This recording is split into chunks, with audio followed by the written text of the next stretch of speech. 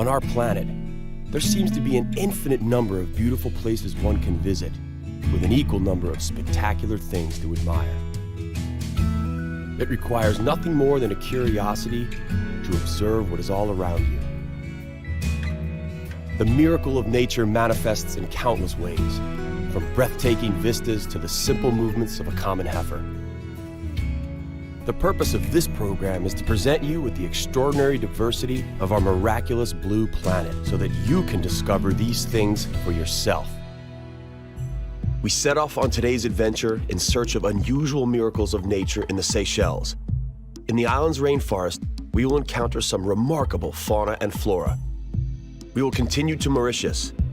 The symbol of Mauritius and of the cruel and inconsiderate colonization of Africa is the extinct dodo bird. We will conclude today's episode in the very heart of Africa, in the only place where mountain gorillas, close relatives to humans, live. The country is the Democratic Republic of Congo, and the province we shall visit is South Kivu. There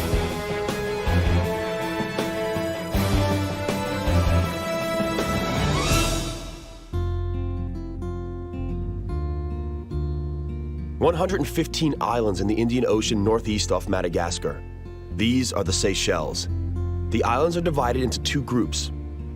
The outer islands are more or less uninhabited flat coralline atolls, whereas the inner islands are made up of picturesque granite boulders, have sufficient fresh water, and thus permit settlement.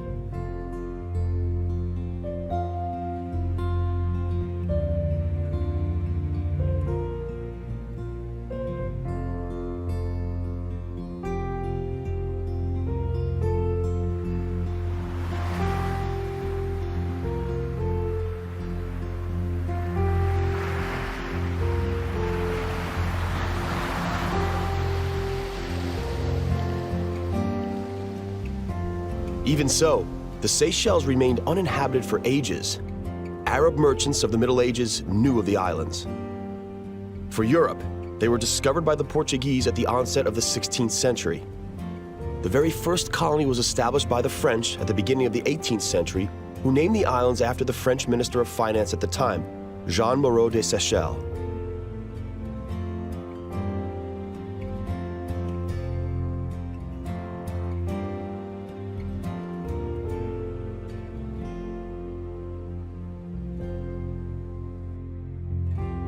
The Seychelles were conquered by the British during the Napoleonic Wars. British influence remains apparent on the islands, even though the Seychelles became an independent republic in 1976. A reduced replica of London's Big Ben was brought here in 1903 and graces the center of the capital, Victoria, until this day. The largest island of the Seychelles archipelago is Mahé, with a population of some 80,000 people.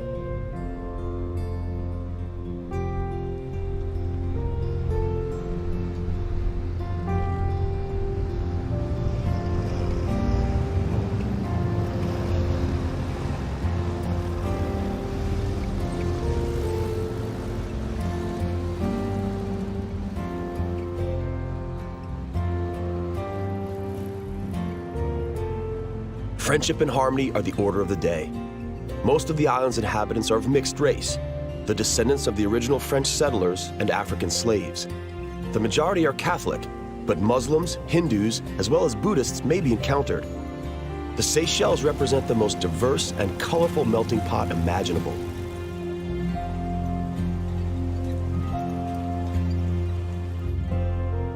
Everyone, without exception of nationality or religion, ends up at the ancient cemetery, where honorable sailors are buried alongside forgotten pirates, masters alongside servants.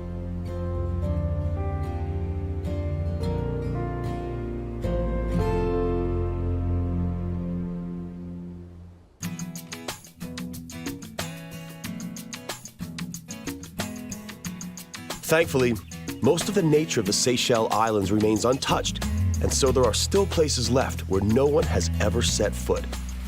Silvery threads of streams and creeks weave their way through the island of Mahé, making their way to the ocean and forming stunning waterfalls along the way.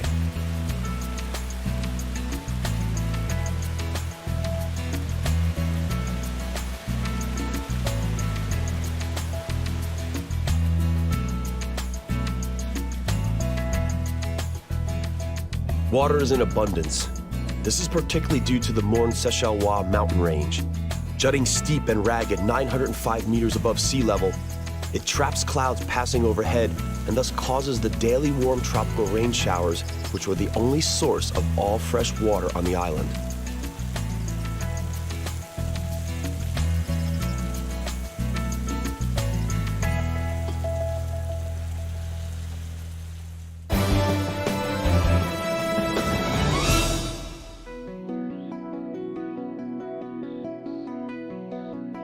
The giant tortoise surely is the most majestic among the local fauna.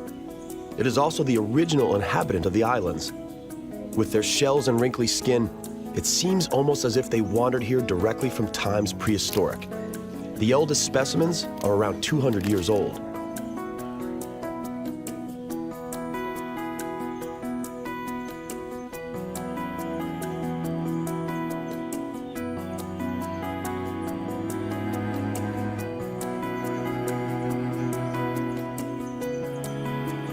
Carambola, also known as star fruit, is a local star-shaped fruit.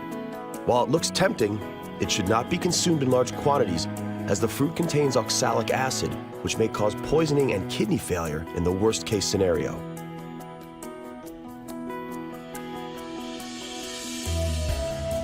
Morne Sechalois is just a little over 900 meters high. Even so, it's fairly easy to lose one's way in the rainforest on its foothills. Jocelyn is the very first local tourist mountain guide. The foothills are a home to one unique and endemic plant, the pitcher plant. It's a carnivorous plant which uses nectar to lure insects into its deep pitcher. The local nature is both beautiful and cruel. They have produced a little bit of the liquid to attracting insect. And then the insect want to drink, to go down to drink the liquid, and then the plant is falling down and the plant digests. Alongside natural wonders, the rainforest offers other attractions as well. This is Michael Adams, an artist, who was honored by the Queen of England herself. He uses shells for palettes and has spent a lifetime trying to capture the fleeting beauty of tropical fauna in his paintings. In the thicket of the forest, he creates paintings that adorn the world's prominent art galleries. Initially, he came to the Seychelles in 1972 for a holiday. He was so enchanted by the islands that he extended his holiday, never to return to England again.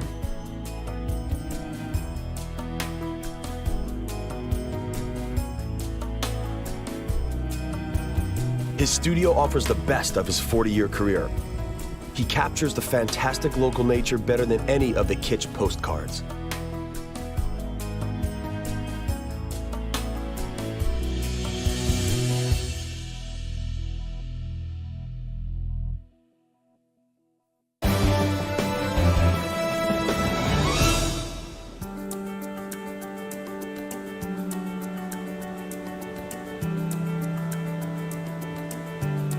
The coast lined by the warm waters of the Indian Ocean and picturesque white beaches we know from the glossy travel brochures.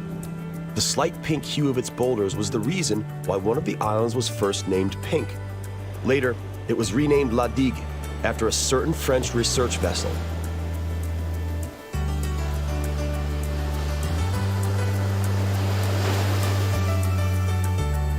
The ocean provides locals with sustenance in the form of seafood in all shapes and sizes. Sea life is so abundant that one can almost catch it with your bare hands. A net is more practical, although one must watch for sharks, as the larger ones could damage the net with their powerful bodies.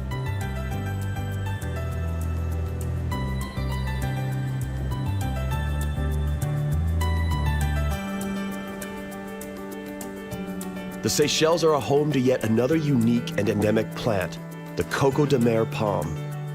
Its nuts resemble a female backside, and as such are widely popular with the locals who believe it to have aphrodisiac properties.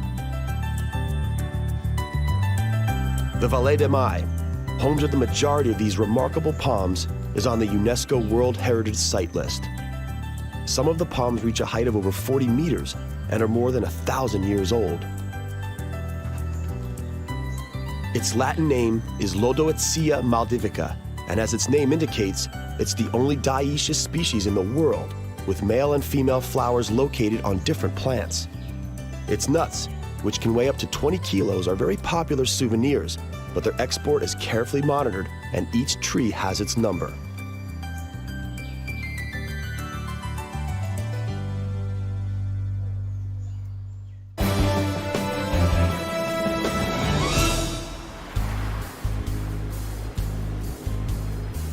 As was obvious from the visit to Michael Adams, the Seychelles climate favors not only lush vegetation, but also wild imagination. We are about to visit the local hardcore pirate. My name is Antonio Filipin Felice.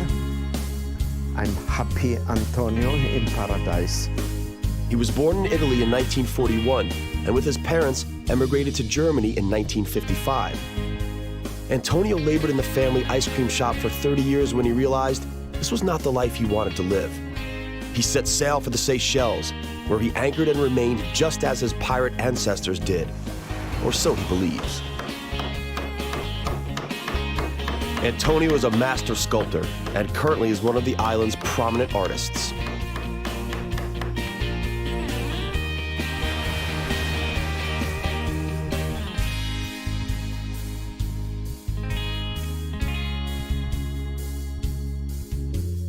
He is fittingly proud of his magical pirate abode with its weird yet cool gadgets, all of which he created himself, such as the pond directly in his living room. His bed is extraordinary too, with blinking zodiac signs and a handmade fan. No wonder he feels like a king. You see the water come out like this? Another part of the marvelous house is a bathroom making use of rainwater. Should you happen to be a pirate yourself, everything at Antonio's is free of charge because, naturally, pirates don't pay. We end our journey through the Seychelles where we started it, in the capital, Victoria. The local market was established in 1840 and is a vibrant melting pot where Creole, French, and English are used as one, a reminder of the colonial past. Fresh fish, local spices, fruits, and vegetables are available daily.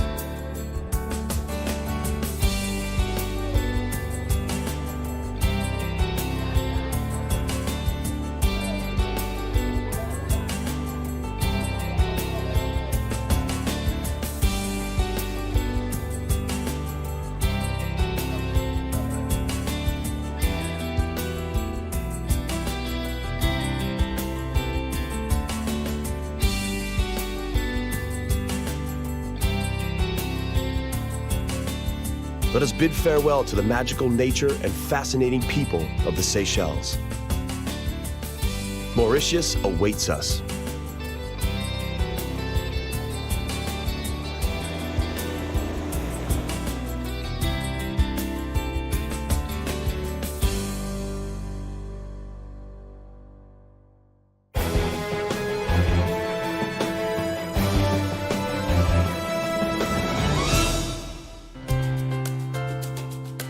Just a few hundred kilometers from the Seychelles archipelago lies another renowned place, Mauritius, the pearl of the Indian Ocean. Its past is not unlike that of the Seychelles. It was known by Arabian seamen, and the Portuguese were the first Europeans to set foot on the island, but unlike the Seychelles, it was first colonized by the Dutch. The Dutch departed at the beginning of the 18th century, only to be replaced by the French, who were then replaced by the British during the Napoleonic Wars. Mauritius became an independent republic in 1968. English is the official language, a fact that is a constant reminder of the British rule. Creole, however, is the mother tongue to 80% of the local population and is a kind of phonetic French. Proper French is predominantly used in media. Chinese and many Indian dialects are also commonplace in Mauritius. 2/3 of the population are of Indian origin, and the remaining third are mostly mixed race.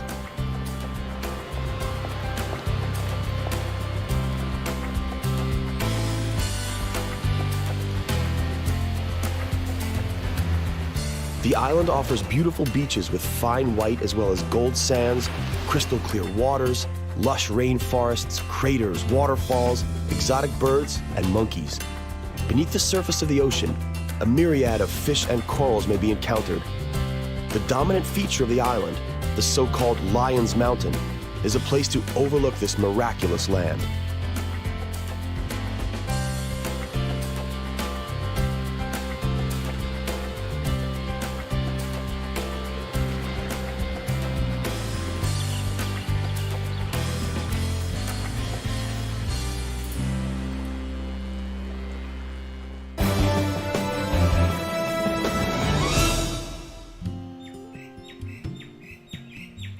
A monument of national importance is the Pamplemousse Botanical Garden.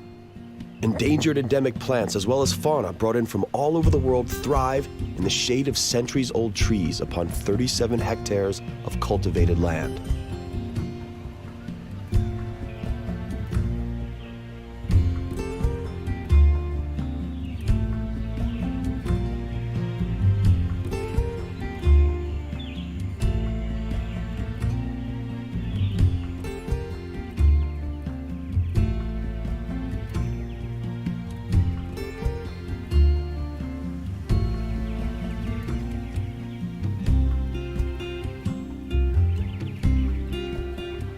The greatest gem of the garden is the world's largest water lily, the Victoria Amazonica. The typical leaf with its turned-up edge adorns just about every brochure on Mauritius. The giant leaves can measure up to 2 meters in diameter, and some can sustain a child above water. Pierre Poivre, a French biologist, still overlooks the garden. He established it an incredible 250 years ago.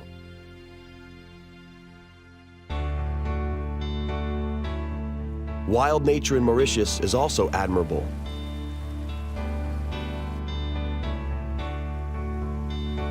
Similar to the Seychelles, Mauritius was also home to large species of tortoises, the giant tortoise and the radiated tortoise. Settlement of the island has had dire consequences for these tortoise populations. Hungry sailors hunted these slow creatures for their meat and eggs. The turtles in Mauritius have had to be saved using imported individuals from the Seychelles.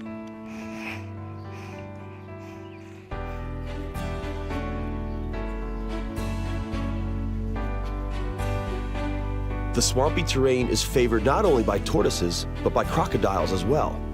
Hundreds of crocodiles are reared from newborns to great-grandparents at the Lava Guanaco crocodile farm.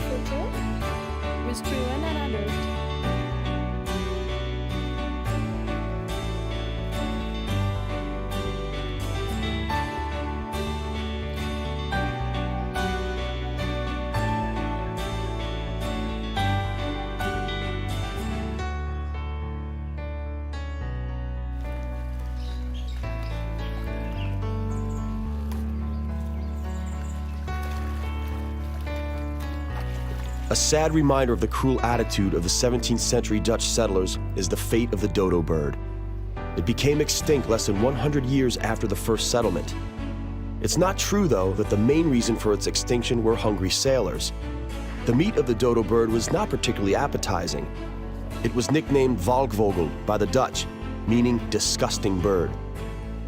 The main issue was that the settlers brought pigs, rats, and monkeys along with them, all of which plundered dodo nests. The dodo bird was unable to protect itself because initially it knew no natural predators in Mauritius.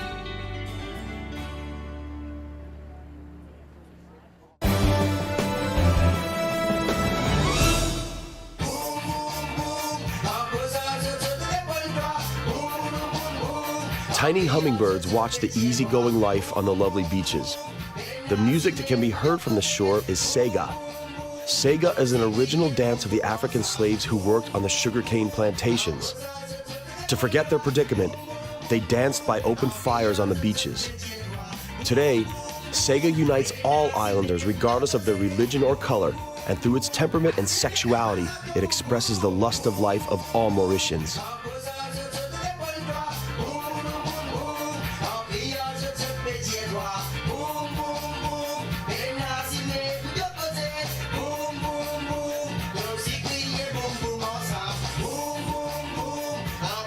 As the day slowly draws to an end and the sunset creates amazing colors in the sky above Mauritius, we say goodbye to this glorious island.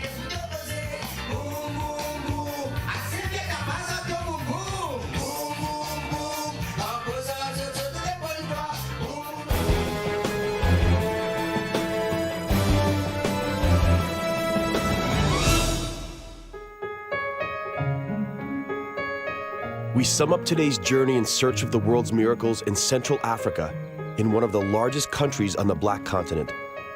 We are in the Democratic Republic of Congo, in the province known as Southern Kivu. Relentless jungle takes up almost 3/4 of the country's surface. It is here in Southern Kivu that we find the only population of mountain gorilla, an animal which, after the chimpanzee, is the closest related animal to the human being.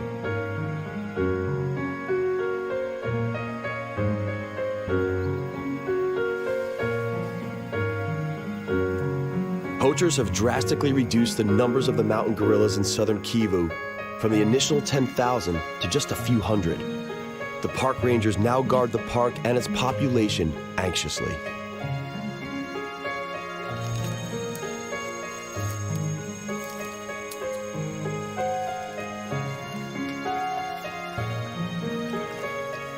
Some communication codes used by the gorillas are understandable to humans. This is how a gorilla asks, "Who are you?"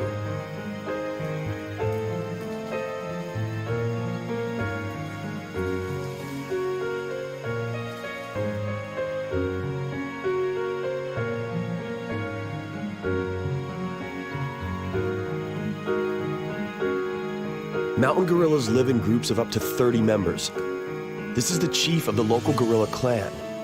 The park rangers call him Chimanuka.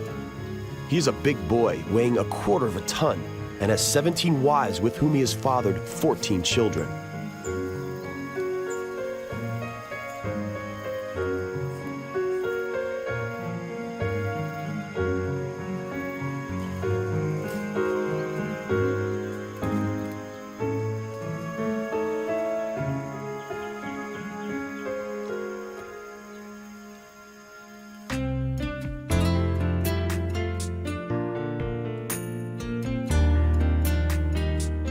The jungle has yet another treasure in store.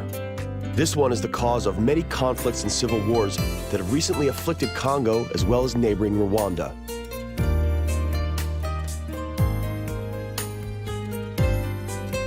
Congo also has an incredible mineral wealth. 80% of world coltan reserves are hidden under the Earth's surface.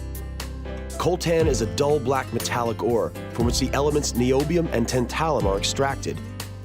Tantalum from coltan is used to manufacture electronic capacitors used in consumer electronics products such as mobile phones and computers.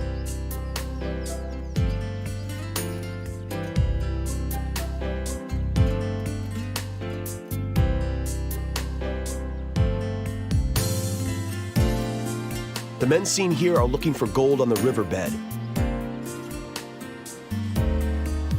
Gold as well as diamonds are plentiful in Southern Kivu.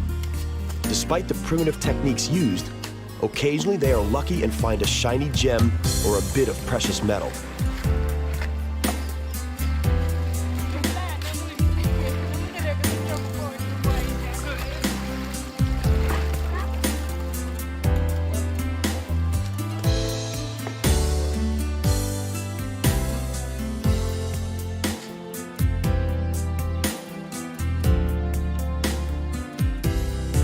Let us hope that Congo is lucky enough in the near future and that continuous conflicts no longer trouble this beautiful land.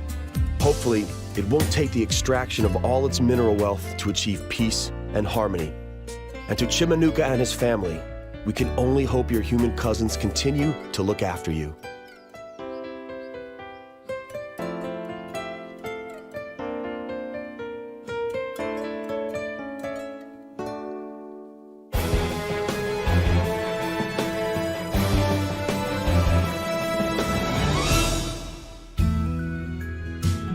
Our journey to the miraculous nooks of our planet comes to an end for now. On the next exploration of our compelling and bountiful planet Earth, we'll visit South America. We begin our journey on the Altiplano mountain plateau by the world's largest salt lake. We'll drive down the road of death, the deadliest road in the world, and descend a few thousand meters lower to the Los Yungas province. We'll complete our journey through Bolivia at the renowned Lake Titicaca, the world's highest navigable lake. That's all right here on Miracles of Nature. We hope you'll join us.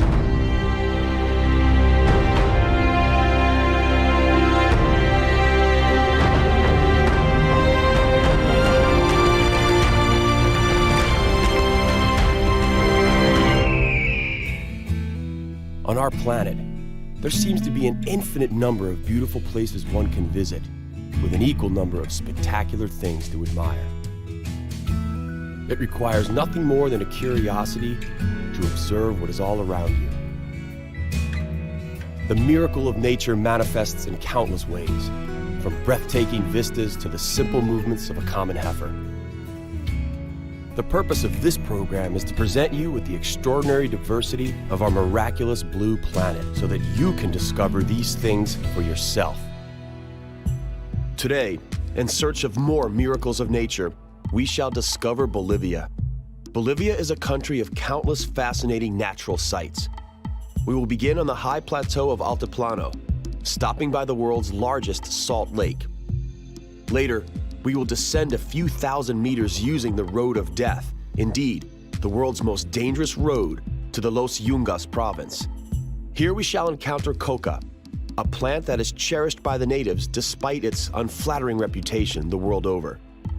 We will round up today's journey on the shores of Lake Titicaca, the highest navigable lake in the world.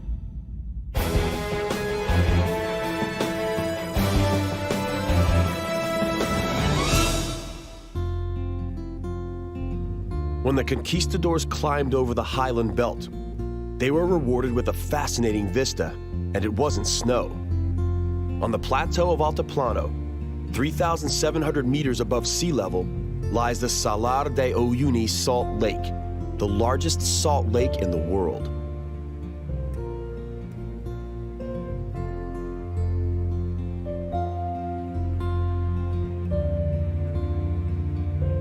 The quaternary lake of Bolivian evaporated almost entirely, leaving behind a salt lake with a surface area of 10,500 square kilometers. The surface area of this fascinating white plain is so large that it's visible by naked eye from outer space.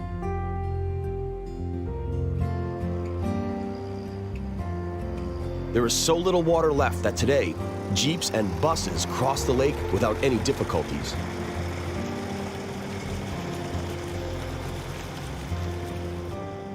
Salar is a bottomless source of salt for Bolivia. At today's rate of output, some 25,000 tons of salt per year, Salar could remain operational for another 400 years.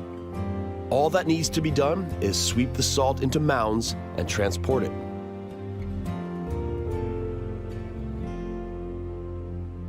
Understandably, no trees can survive in the salty crust. One of the locals managed to outsmart nature, though. Instead of building his house out of wood, he used salt blocks instead.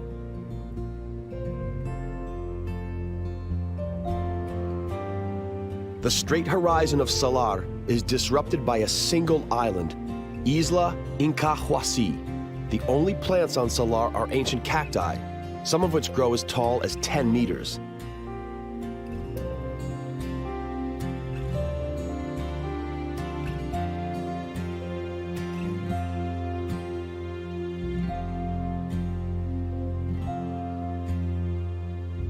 The island was also known by a Spanish name, Isla del Pescado, meaning the island of fish.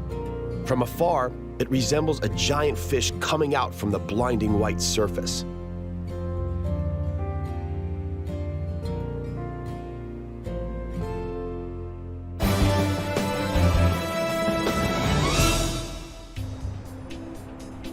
Some 200 kilometers northwest of Salar lies Potosi, one of Bolivia's loveliest cities. It was established by the Spaniards in 1545, shortly after a shepherd discovered a silver source nearby. Potosi lies at an incredible height of more than 4,000 meters above sea level. Even so, it was once South America's largest and most prosperous city.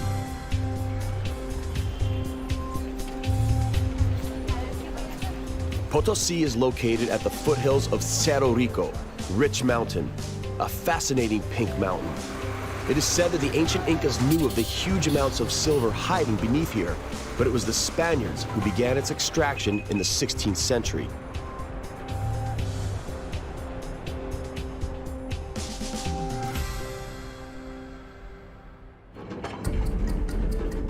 The traditional manual techniques of acquiring this precious metal still survive.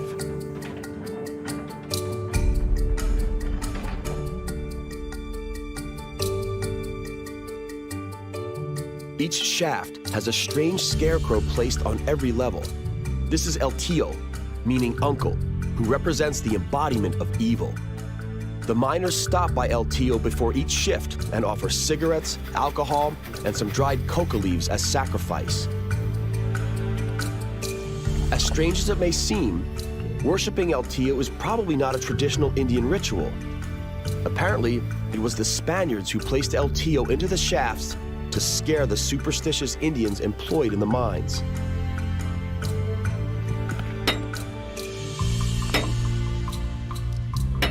Despite the primitive instruments used, there are several thousand passages dug through the mountain. It is still possible to find abundant sources of silver within the mountain, but the task is becoming increasingly more difficult. The work is not only hard, but also dangerous. About 20 miners die here every year. The fascinating Cerro Rico does not give up its treasures cheaply.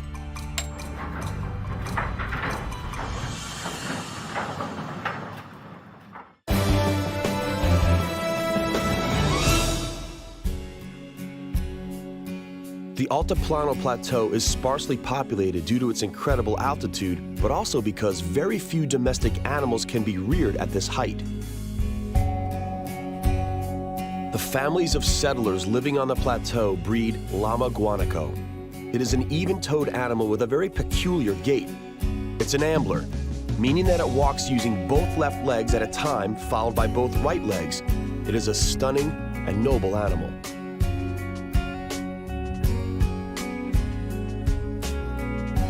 The vast plain of Altiplano may be inhospitable, but it offers some incredible vistas. Here, Mother Nature really manifests its power. Beauty, but at the same time, fragility.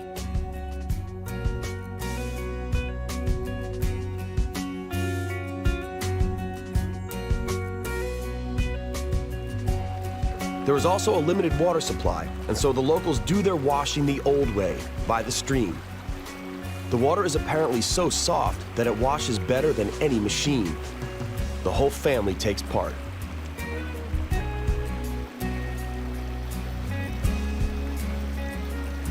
The colorful laundry is dried on the slopes, and these bright hues are the only contrast to the green and brown shades of Altiplano. On the endless, peaceful plains of Altiplano, time flows slowly. The llamas graze calmly on dried tufts of grass.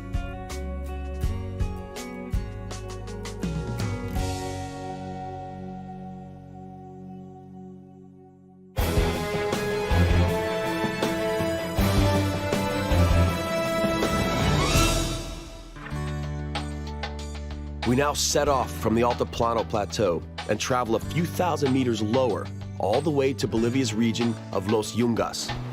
First, though, we must make it through the renowned Camino De La Muerte, the Road of Death, which is known as one of the world's most dangerous highways. All vehicles must go through a technical check before embarking on the precarious 70-kilometer descent. Any mechanical issues en route would mean blocking off what is the only road connecting Bolivia's capital of La Paz with the Los Yungas region.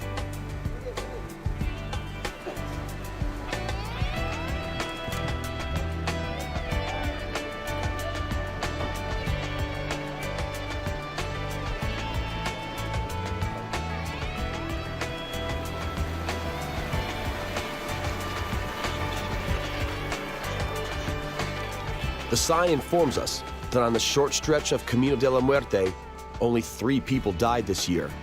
In comparison to the previous years, this is a considerable improvement. The government has invested heavily into the reconstruction of the road's most dangerous segment. It was widened into 2 lanes, the surface was redone using tarmac, and the ever-present waterfalls were diverted below the road. Thus, ironically, this road is now probably the most modern piece of infrastructure in the whole of Bolivia. Among the overgrown cliffs, the rivers meander like the roads, bringing water into the valleys. From this viewpoint, the buses look like toys among the majestic mountains.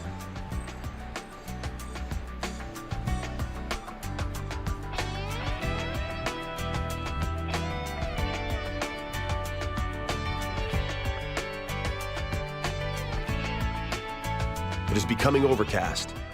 Rain and fog are commonplace and are a further nuisance to regular travelers. The climate is slowly changing with the decreasing altitude. The temperature as well as the humidity increase as we approach the rainforest of the Los Yungas province. Fauna and flora indicate that the northernmost part of Bolivia lies in the tropics, and so a part of the Amazonian jungle is slowly appearing. One may come across the green-winged macaw or the Macau parrot only a few kilometers from here.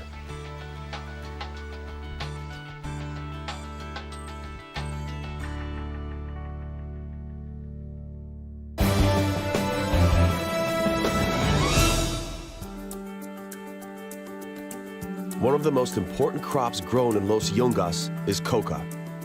The locals are aware of its many uses. Using coca leaves to rub temples rids you of headaches. Coca blended with honey is excellent for an upset stomach, and chewing coca leaves supposedly helps to become accustomed to the altitude.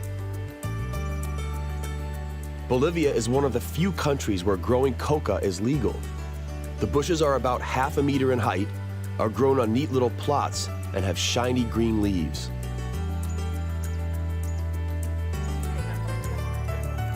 In an ideal climate, the leaves are picked manually 4 times a year and dried. This is sometimes tricky in the rainy Yungas. Fortunately, 2 hours in the sunshine are enough. Coca growing has long been a thorn in the side, particularly to the United States. A white crystalline powder, cocaine, manufactured from coca leaves in secret laboratories in the jungle, often makes it to the U.S. market. Coca cultivation is often the only possible means of making a living for the locals. A sack of dried coca leaves is worth $40, but each sack produced employs 12 people, which is a testimony to just how low the standard of living is here.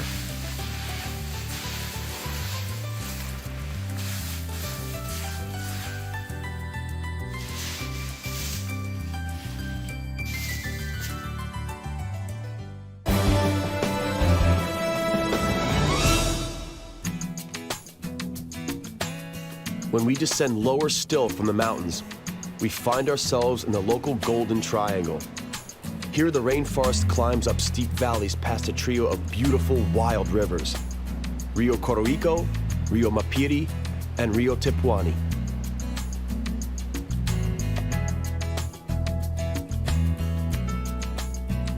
The prevailing temperature is around 35 degrees Celsius in the shade, and the surrounding wetlands are an ideal habitat for never-ending swarms of mosquitoes.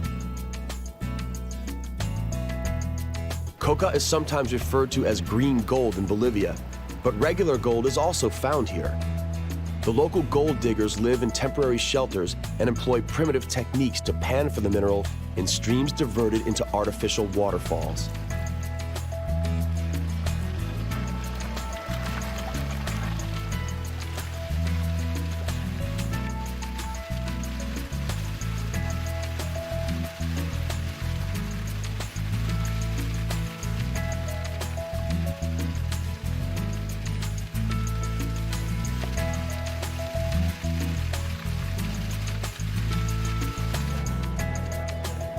The acquired gold may be sold in the nearby town of Guanay. As in the case of coca, the price here is not high. Bolivian gold doesn't sell particularly well internationally.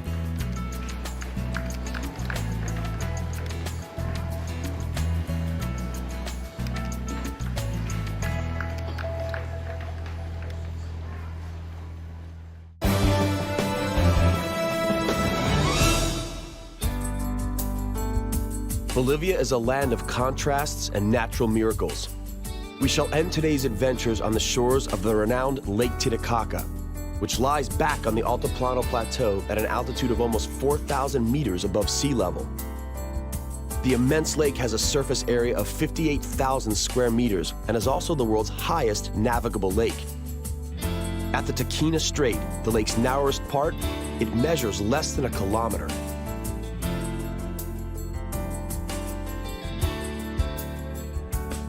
Without water transportation, the Bolivian villages of San Pedro and San Pablo would only be accessible through a very long detour through Peru.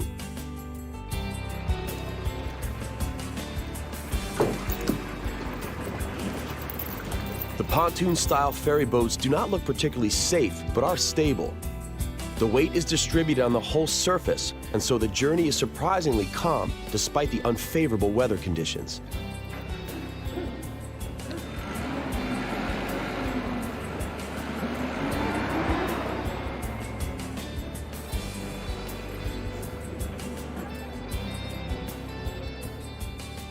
It is surprising and kind of frightening to know that the strait is 270 meters deep.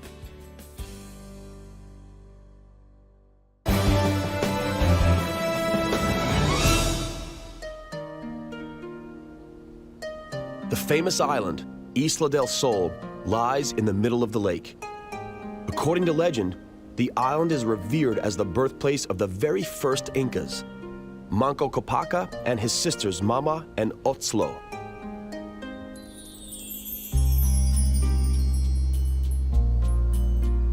Even though the island is named the Island of the Sun, the weather is unpredictable. The locals believe that an ancient city lies in the depths around here. This city is said to have existed long before Lake Titicaca came to exist. Many, including the famous Jacques Cousteau, attempted to find it, but were unsuccessful. There are several verifiable Inca monuments here. For example, the never-ending 300-step-long stairway, Escalera del Inca. The stairway leads to a triple source, Fuente del Inca, which irrigates the surrounding terraced water gardens. Its water is said to grant the island's visitors love, health, and never-ending youth.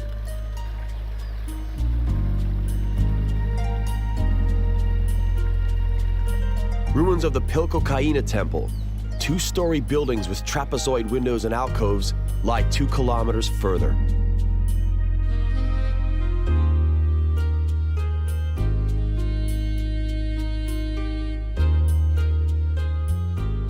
Apart from its historical monuments, the lake is also an important source of sustenance for the locals. The most popular local fish, the trout, is reared here only since 1939, when it was artificially released.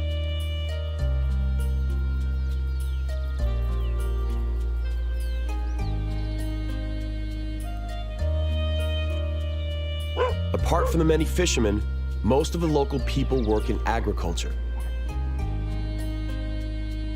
Heavy labor on the fields with little or no mechanization is not always rewarded with a good harvest.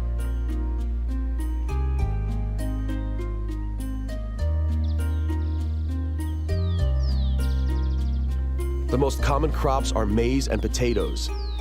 The area around Lake Titicaca is believed by some to be the cradle of these crops.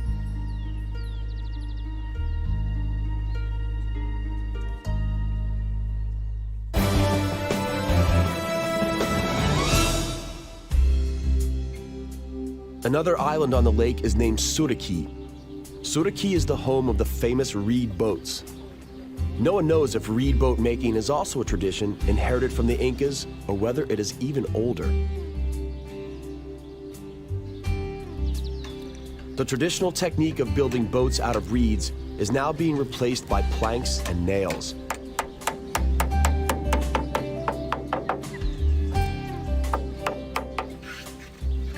Although reed boats have cultural meaning for the locals, modern ones have a longer lifespan.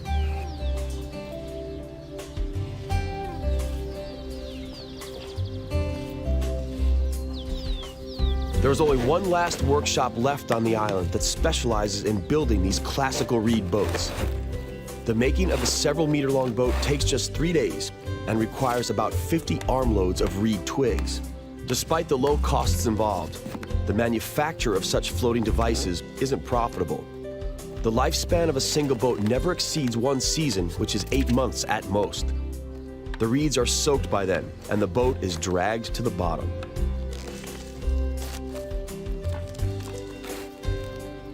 Regardless, this workshop was handpicked in 1970 by the famous Norwegian voyager Thor Heyerdahl to help him construct the vessel Ra II. He used it during his ambitious expedition from Morocco to the Caribbean island of Barbados.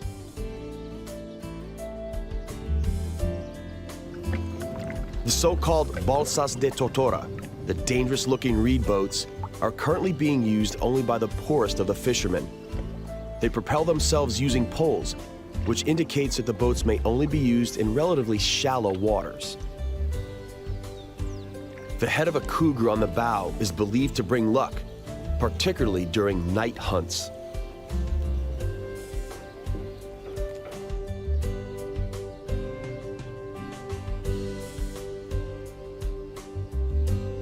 On an open plain, some 20 kilometers from the lake, there is an obvious hill. Here, archaeologists are currently uncovering the foundations of a mysterious Akapana pyramid, which was an ancient observatory. The elevated rectangular platform, Kala Sasaya, which stands for standing stones, used to be a burial ground.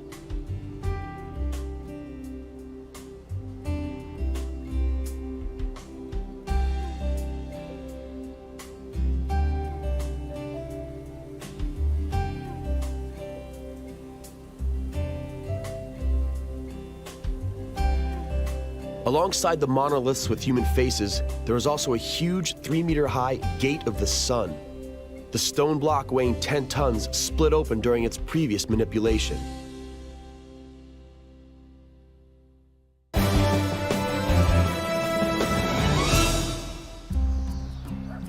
Copa Cabana is not just a world-renowned beach in Rio de Janeiro, but also the name of a town nestled between two steep slopes which form a natural gateway to Lake Titicaca. Kota Kawana, in other words, I see a lake, was a sentence uttered by a now forgotten Inca when he first stood here.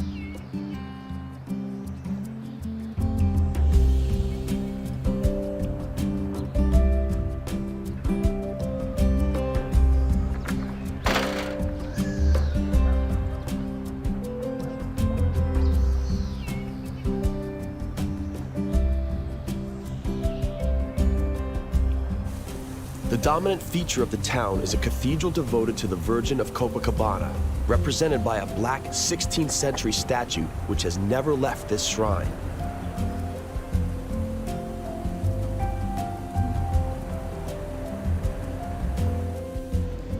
The patron of the whole of Bolivia rests in a dignified booth built by the Spaniards in 1620. Even so, the cathedral cannot be denied its Moorish style.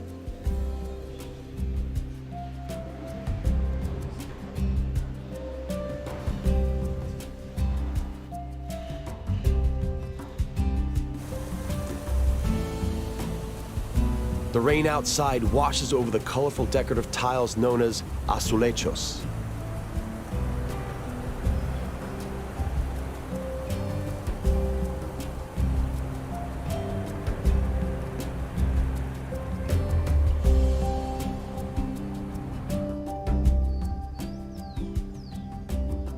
We end today's voyage in search of Bolivia's miracles of nature here, gazing at the mysterious and enchanting surface of Lake Titicaca.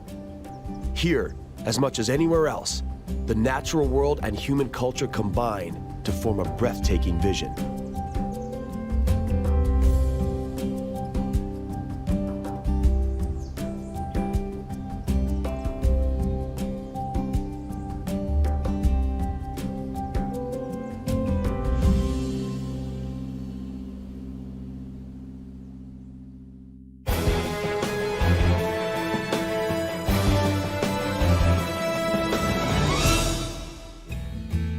Our journey to the miraculous nooks of our planet comes to an end for now. On the next exploration of our compelling and bountiful planet Earth, we travel to Africa, where we are in for a treat, a Zambian safari. Later, we'll head northward to Kurzem in Latvia. Here we will get to admire Europe's widest waterfall and some nearly extinct animals. An 8,000-year-old tradition of wine growing implies that Georgia is indeed the promised land of wine.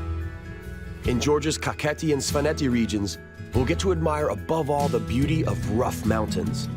That's all right here on Miracles of Nature. We hope you'll join us.